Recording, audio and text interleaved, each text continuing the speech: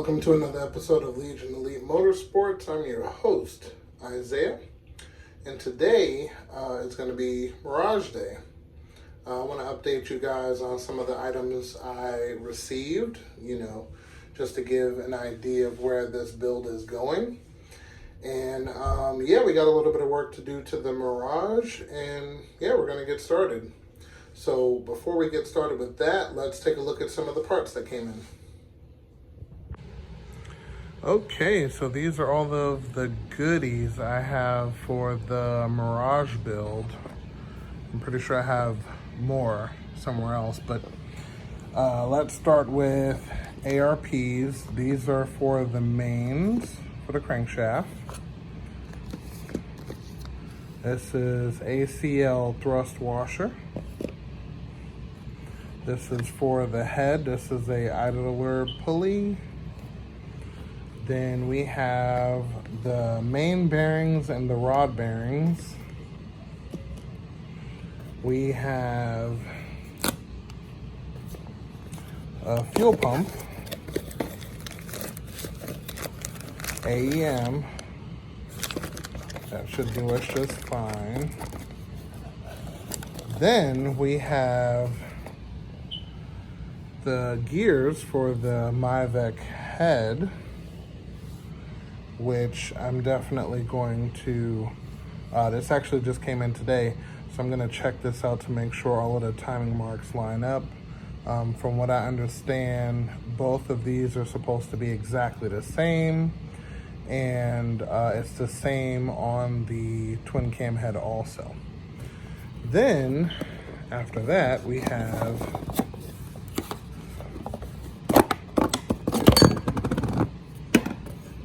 this upside down to install the piston. And then, last but not least, actually, let's do this one. The connecting rods. These are Eagle connecting rods, and these have been modified because these are B16 connecting rods. So in order for it to fit on a Mirage crank, you have to cut the sides down on both sides in order for it to fit. So that's already done with these. And then the pistons I have chosen are CP pistons. This is all of the piston rings and wrist pins and all of that good stuff.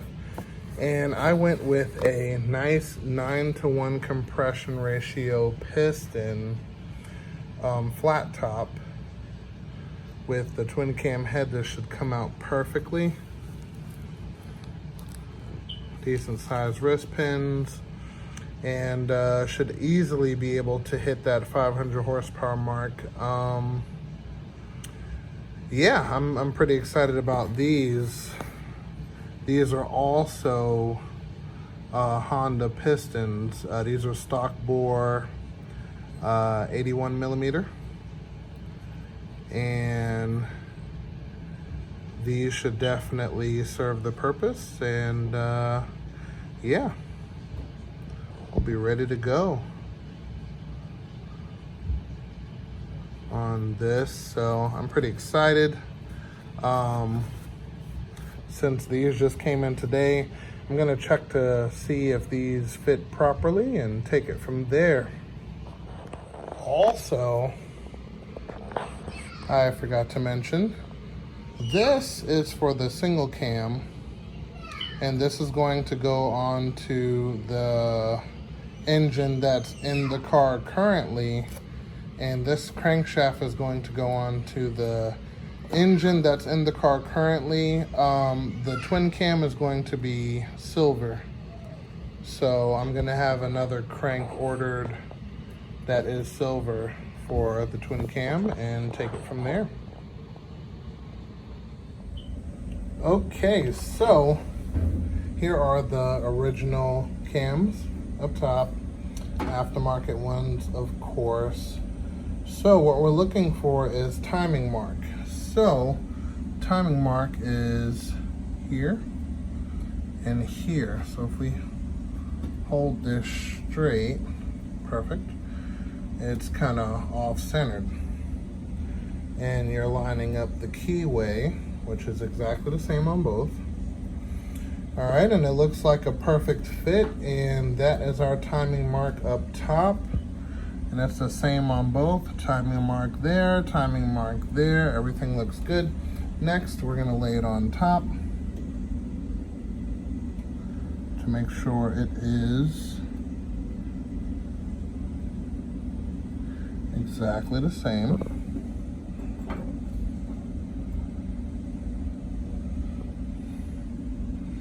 All right, that looks good.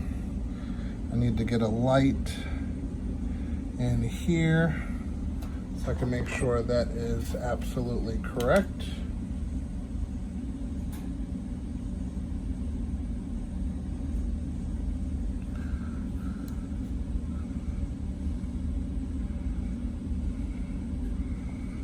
Yep, that looks about right. So that's perfect. So these are labeled I for intake, and then the other ones obviously for exhaust. These are not labeled, but they are exactly the same. So that's perfect. Also, another thing I'm gonna do is I'm gonna prep this head to get ready. I already checked the valve stem seals. They look brand new.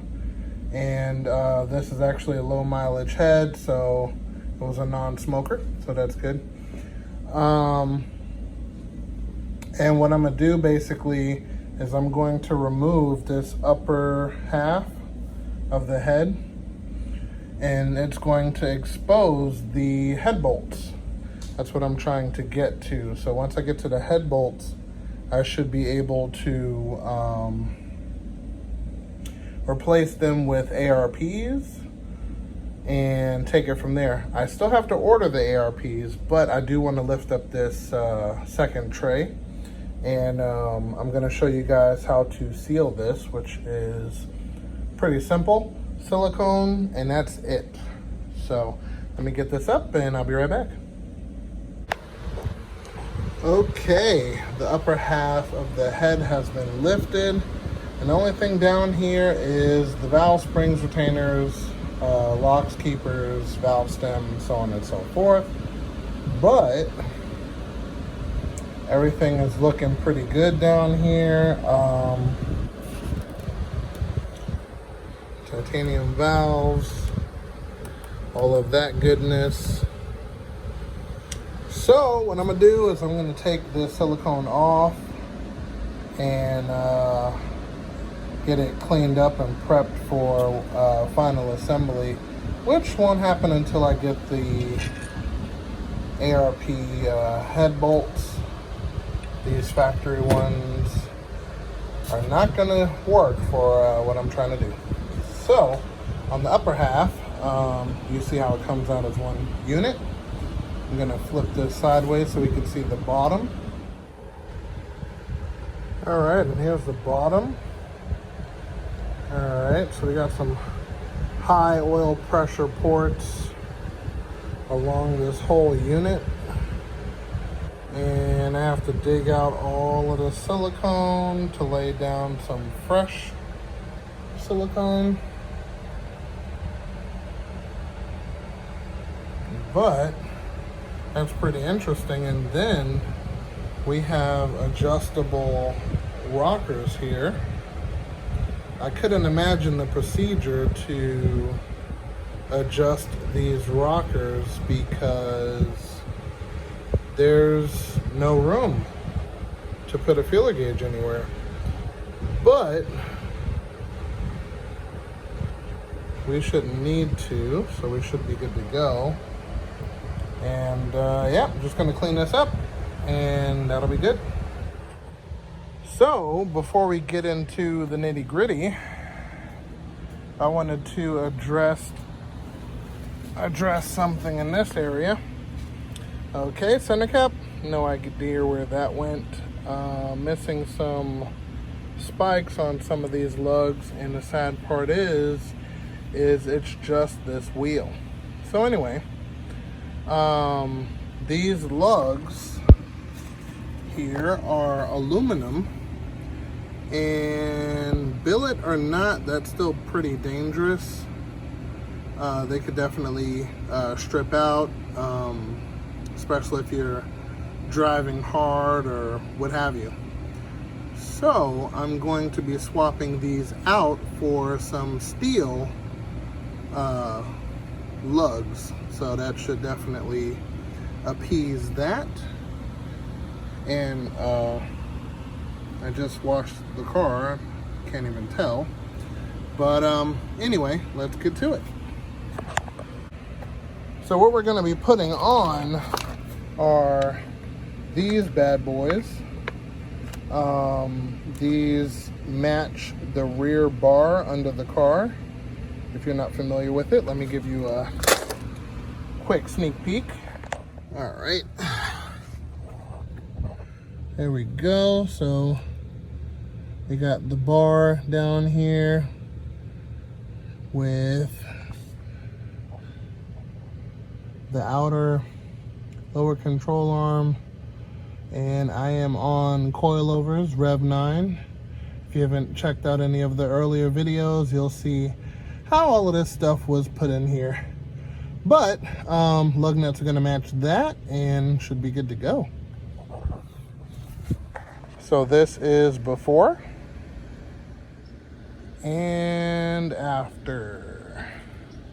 Not bad.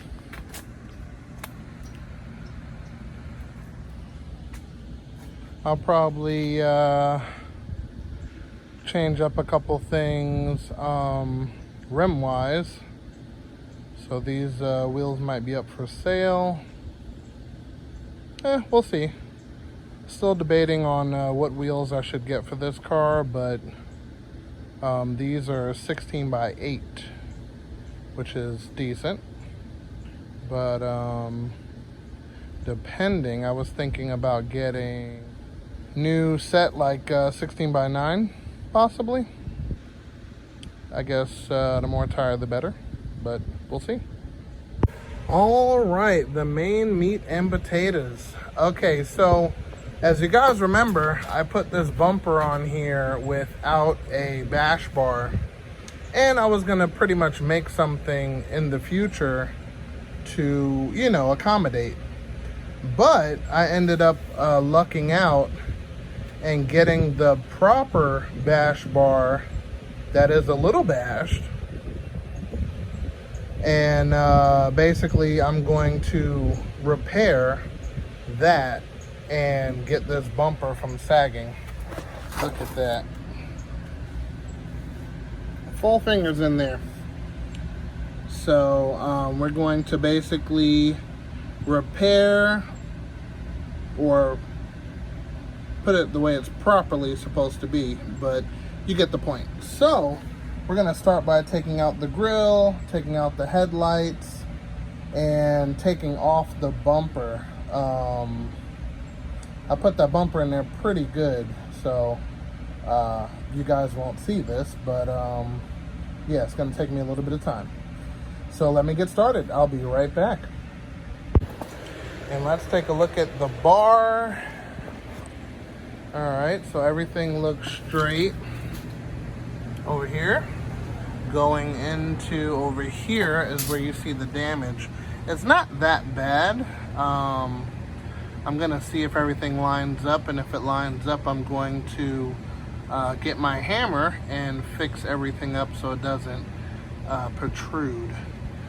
So we'll get this mounted up and we'll take it from there. Okay, 9 days later. All right, so everything is off. The bar is bolted down. So if you look over here, everything is the way it's supposed to be. Then if you look over here, you could see the accident. So it's not too bad. See, it's tweaked there a little bit. And that part is pushed in and the outer part is sticking out. But With the fine beta gamma, this should be able to even this out so we can get the bumper mounted up and see what that looks like. So let me get the hammer in and I'll be back. Alrighty, so I straightened this bar out as best as I could with the tools I have. So that should be good, at least to mount everything up, see how the bumper fits on there, and kind of take it from there. So let's get the bumper on, let's see what it looks like. Okay, that looks fairly decent. So what I'm gonna do, I got a whole bunch of these for this area. So basically, this folds over and it goes in with a clip. So I'm gonna button all of these up and take it from there. All of these are down, tightened up. So now, except this one, of course, that's where the damage is. But we're good all the way up to here. So now we're gonna plug in our fog lights. I'm gonna put in the grill to see where this bumper is actually sitting. I can tell it's higher because this used to touch. So, I'm gonna put the grill on there, make sure there's no gap, and close it on up. All right, look at this. No gap at all. It is perfect. All right, so I think we'll now be able to button up the rest of the car, and we'll take some final shots once it's all done. So I'll be right back. And there she is, all tight right and looking good. No gap.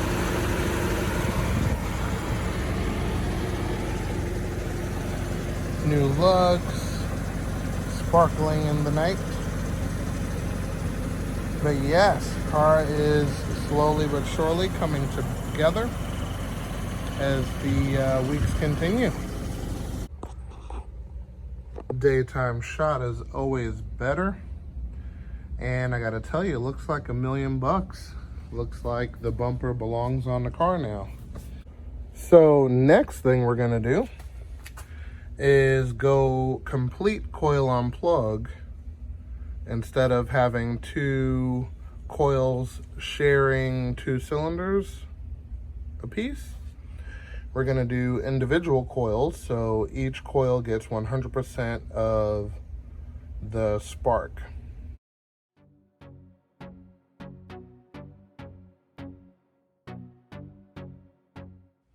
Pause it if you need to. I'm going to begin wiring now, exactly how the diagram suggests. Okay, so once your wires are done and complete being modified, mine are heat shrinked and soldered. That's 2 and 3.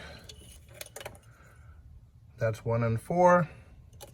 And you're gonna wanna wrap all of this with black electrical tape so you don't have any of this exposed. And you should be good to go. Now, after that, we are going to take off this valve cover because we have a modified valve cover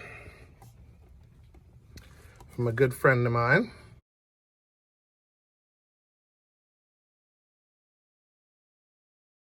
So, just gonna move the throttle cable out of the way. And we're gonna get some 10s to take off this cover, and we should be good. Okay, so you take out your old gasket if it's good. If not, this will be a perfect time to replace the valve cover gasket. and you put it into the new piece, which is modified. Okay, new valve cover is in. Now let me wrap up these wires and we're gonna plug it in and give it a start. Okay, and this is the final product, all wrapped up, the wires and everything. So let's give it a start and see what she does. Also, the reason why you would even do something like this is it's still technically wasted spark. So it fires 2 and 3 and 1 and 4 separately. But each coil has its own power source, so you get maximum power, via boost application or what have you. And since this engine is going to be boosted, not this one particularly, but this engine, it'll be boosted and it'll actually control spark a lot better without spark blowout because you're getting full voltage to each cylinder. So, all right, here we go. Ah, look at that. The AC going. There we go. Yeah, everything's running smooth, exactly how it's supposed to. So yes, follow that wire diagram. Definitely make sure that you upgrade. Even if you're going all motor, it's just a good upgrade to have. Evo runs the identical style. So this translate over to Evo 8 and 9. And some DSMs also. I think, yeah, it does.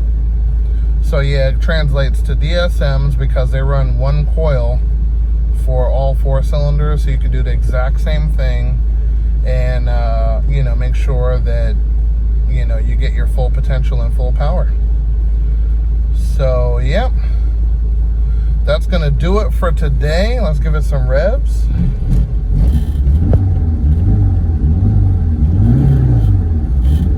Oh yeah, she's working good.